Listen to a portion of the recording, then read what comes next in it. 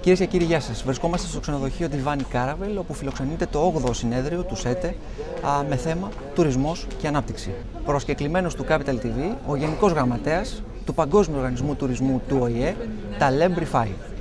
Mr. Rifai, which do you think is the competitive advantage of Greece in terms of tourism in comparison with its neighbors, such as Turkey or Bulgaria? Greece is a long-established destination in tourism. It has the clear advantage of being there historically and appreciate and understand tourism, and it has become a mature destination. That is a shared advantage. Of course, if you add on to that the culture of tourism that has been so well entrenched in Greece, the variety of the scenes and the ability of this destination to always better and improve itself. But I must say that we should not really speak nowadays of competition or competitive advantage, especially with neighbors. This is the time where regional cooperation and integration would strengthen one another. Mm-hmm. It is not a time where two adjoint destinations should start looking at each other as competing with each other.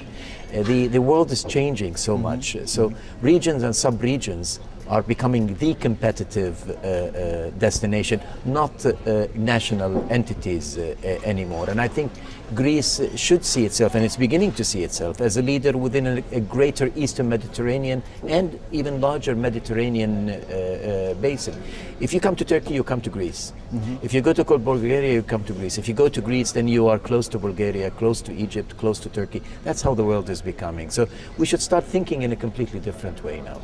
How would you value the quality of Greek tourism services?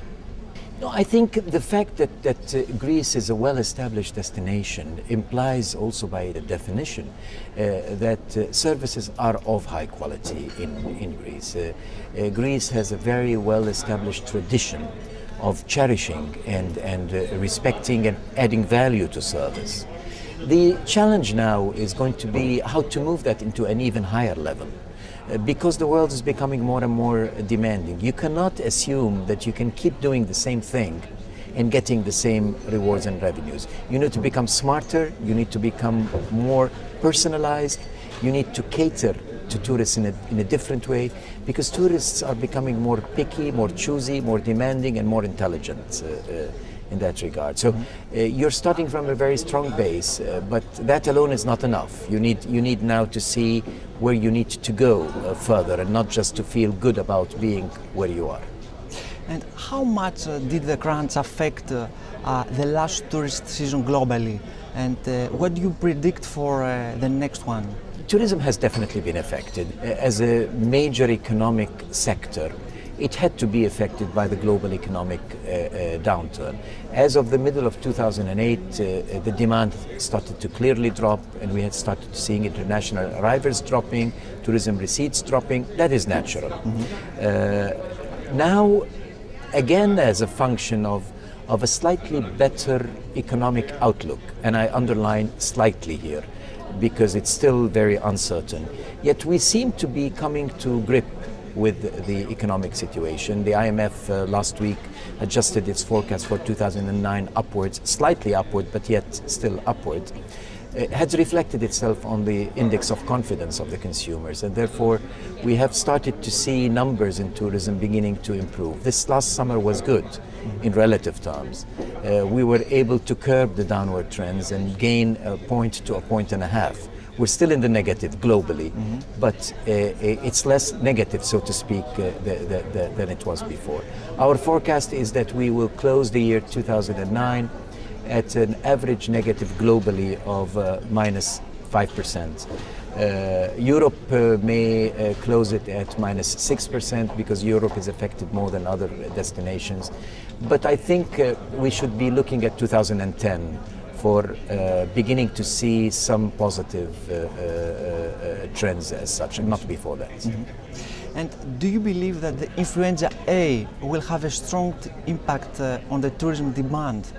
Of course, this influenza issue, the H1N1, is like many other crises that actually keep erupting every now and then. Some man-made, some natural disasters happen all over the world. This one is severe, and this one definitely affected the tourism. To be able to distinguish which one affected tourism more, is it the economic downturn or the influenza, is a little bit of a complicated exercise. But then again, this issue of the influenza is connected to a cycle.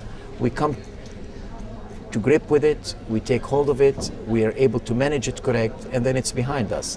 Like the avian flu, like other pandemics that happened before. The economic situation, on the other hand, is different, because the economic thing will take a much wider cycle to and longer time for recovery than the issue of the influenza. Yes, that's right. Okay, thank you very much. Thank you so much.